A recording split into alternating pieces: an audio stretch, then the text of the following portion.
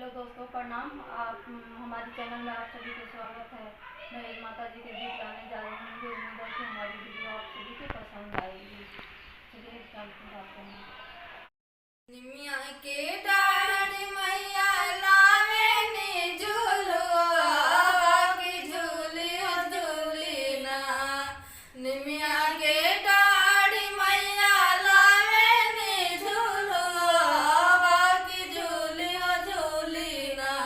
मैया मोरे गावे नी गीत हो की झूलियो झूलीना। मैया मोरे गावे नी गीत